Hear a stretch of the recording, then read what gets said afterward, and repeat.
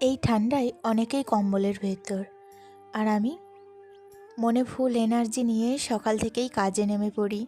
কারণ সংসার তো অপেক্ষা করে না কারোর জন্য। সকালটা আমার শুরু হয় খুব সাধারণভাবে, কিন্তু মনটা থাকে ভরা এনার্জিতে।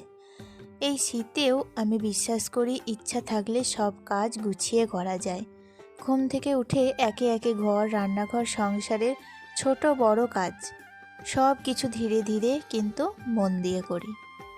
ঠান্ডা আমাকে থামাতে পারে না, কারণ সংসারটা সুন্দর রাখতে পারলেই আমার দিনের শান্তিটা ফিরে আসে।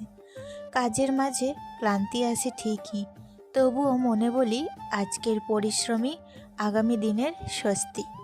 এইভাবেই ফুল এনার্জি দিয়ে সকাল থেকে দিনটা গুছিয়ে নিই। শীত হোক বা গরম, সংসারের যত্ন কখনো থামে না। তো যাই হোক বন্ধুরা, এখন আসি মেন কথায়। আজকে আমি সকাল সকালেই কিন্তু ঘুম থেকে উঠেছিলাম। বাড়িতে আছে আমার বোন, তার হাজবেন্ড, সবাই মিলে এখন বাড়িতে অনেক অতিথি। তো তাদের জন্য অনেক কাজ আছে, কারণ তারা সকালেই কিন্তু জলখাবার খেয়ে সকলে আবার বাড়ি যাবে। তো সেই জন্যই আজকে একটু তাড়াতাড়ি উঠেছিলাম।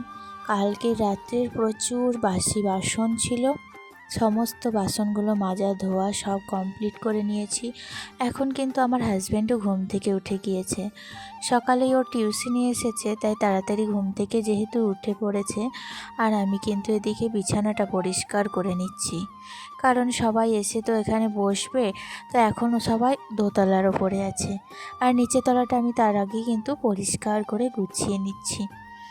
তারপরে বাড়িতে সবাইকে একে একে ডেকে তুলবো, আর সবাইকে কিন্তু ঘুম থেকে তোলার পর চা খাওয়া, এমনকি জলখাবার দেওয়াও কমপ্লিট হয়ে গিয়েছে আমার। আর তারপরে আমি এসেছিলাম দোতলায়।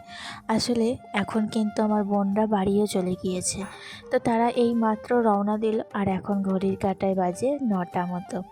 তো আমি এখন চলে এসেছি দোতলার ওপরে। ওই যে সবাই মিলে কালকে রাত্রে এখানেই শোয়ার ব্যবস্থা হয়েছিল, তো সমস্ত লেপ কাঁথাগুলো এখন আমি ভাঁজ করে করে বিছানাটা একটু পরিষ্কার করব।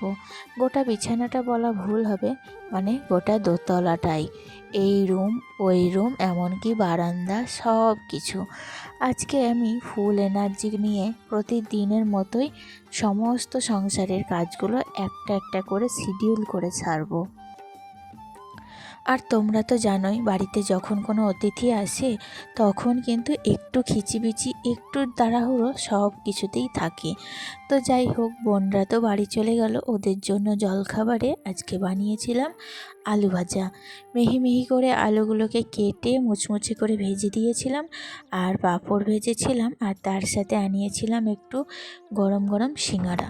আসলে আমার বোন আমাদের এখানকার যে সিঙ্গারা হয় সেগুলো খেতে খুব ভালোবাসে, তো আরও তাই জন্য আনিয়েছিলাম। আর তাছাড়াও আর একটা কারণ আছে, কালকে রাত্রিবেলায় প্রচুর টায়ার্ড লাগছিল, তাই আর কোনো কিছু কোনো মটর কলাই বা কিছু আমি কিন্তু ভেজাতেই ভুলে গিয়েছিলাম। তো সেই কারণে আরও এইরকম একটা জলখাবারের আয়োজন, আর তার সাথে তো বিভিন্ন রকমের মিষ্টি, আরও অনেক কিছু ছিল। তো সকাল সকাল জলখাবার দিয়ে দিয়েছি, তো সবাই ওরা তো চলে গেল। আসলে অনেক দূরের রাস্তা, তো তাই আর থাকলো না। তো আমি তো বারণ করছিলাম আজকে যেতে, তো শুনলো না, বললো আবার পরে আসবে। তো সামনেই আমাদের কিছুদিন পরে একটা বিয়েবাড়ি আছে, তো তখন আসবে, তো তখনই কিন্তু এসে থাকবে, এই কথা দিয়েই কিন্তু গেল। তো যাই হোক, এদিকে দেখো এই রুমটাও কিন্তু পরিষ্কার করে নিচ্ছি, আর বেশ কিছু বিছানা বালিশ তুলে দিলাম জানো। কারণ কি বলো তো, এখন তো আর অত বিছানা লাগবে না। এই যে আমার দিদি আছে, আরেকটা ননদ, তো তারাও কিন্তু দুপুরবেলায় ভাত খাওয়া দাওয়া করে বেরিয়ে যাবে, সেটাই বলল। তো যাই হোক, এদিকে তো এখন ওরা কেউ নেই, আমি কিন্তু রুমগুলোকে ভালো করে একটু ঝাড় দিয়ে নিচ্ছি। কারণ কি বলো তো, আজকে কিন্তু সকাল থেকেই এদিকে আসাই হয়নি, কারণ ওই যে বললাম টিউশনি পড়ছিল, তো সেই কারণে আর এই দিকটা আসিনি। আর নিচে তলায় ওই যে জলখাবার দেওয়া, তাদেরকে যাচ্ছিল একটু আগিয়ে দেওয়া, এরকম টুকিটাকি কাজ করতে করতেই এই দিকটা আর আসিনি। তো সেই কারণে এখন দেখো আমি কিন্তু উপরটা একটু ভালো করে ঝাড় দিয়ে নিচ্ছি, আর এখন কিন্তু একটু মুছে নেব। কালকে অবশ্য মুছেছিলাম, তো ওরা আসবে বলে তো তাড়াহুড়োর মধ্যে সবটাই কমপ্লিট করেছিলাম। কালকে তোমাদের আর ঘর মোছাটা আমি ক্যামেরায় দেখাইনি, কিন্তু আজকে কি বলো তো একটু ধুলো ধুলো লাগছে। প্রত্যেক দিন কিন্তু আমাকে ওপরটা মুছতেই হয় যেন, কারণ না মুছলে না খুব বাজে দেখায়। ঘর বাড়িগুলো একটু পরিষ্কার পরিচ্ছন্ন না করলে কিন্তু নিজেরই কেমন একটা অস্বস্তি লাগে। তো মনে হয় আজকে যেন কোনো কিছু একটু ভালোভাবে হয়নি, গুছিয়ে করতে পারিনি, এরকমটা মনে হয়। বা কাজগুলো কিন্তু আজকে কমপ্লিট হয়নি, তাই কারণে তো মনের সন্তুষ্টির জন্য কিন্তু আমাকে ঘরবাড়ি পরিষ্কার পরিচ্ছন্ন করতেই হয়।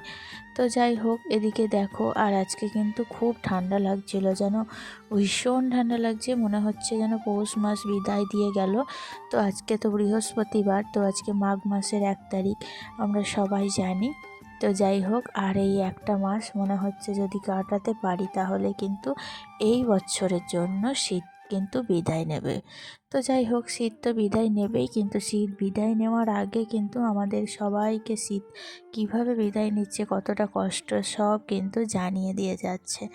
যাই হোক, এই কয়েকটা দিন যে রোদ করেছে এত সুন্দরভাবে, এটাই অনেক যেন। তো রোদ তো আমি ভাবছিলাম একদমই করবে না, তো রোদ যে করেছে, নইলে যে কিভাবে লক্ষ্মী পুজোটা পার করতাম আমি নিজেও জানি না। ওই যে সকালবেলায় উঠে কিভাবে চান করতাম, যদিও গরম জল করে নিয়েছিলাম, নয়তো এই ঠান্ডার সময় চান করাটা যে কী কষ্টের, বাবা কত কষ্ট করে যে স্নানটা কমপ্লিট করেছি তাই যে আমি জানি। তারপরে অতগুলো রান্না বান্না, আর বাড়িতে তো একটার পর একটা লোক চলেই আসছে। আবার কালকে তো জানো মা চলে যাবে, তো মা চলে যাবে, মনটা খুব খারাপ করছে মায়ের জন্য।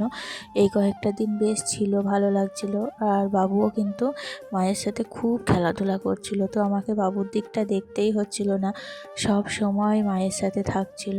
কিন্তু কাল আবার চলে যাবে মা, কারণ কি বলো তো, বোন আসবে ওর, কালকে বিকেলে বোন আসবে বাবার বাড়িতে, তো সেই কারণে মাকেও আরও চলে যেতে হচ্ছে। আবার কবে আসবে, তো আমিও তো এখন আর যেতে পারবো না, তাই ভীষণ মনটা খারাপ করছে। তো ইচ্ছা করছিল মায়ের সাথেই যেন চলে যাই, কিন্তু কি করব, উপায় নেই এখন। আর এখন তো আরোই উপায় নেই, ছেলের স্কুল, তারপরে টিউশনি, তো এখন আবার কঠিন খুব পড়াশোনা টাফ হয়েছে ওদের, তো স্কুল টিউশনি এমনিতেও অনেক কটা দিন কামাই হয়ে গিয়েছে, তো আর কিন্তু কামাই করা যাবে না। তো সেই কারণে আমি কিন্তু এখন যেতেও পারবো না মায়ের সাথে।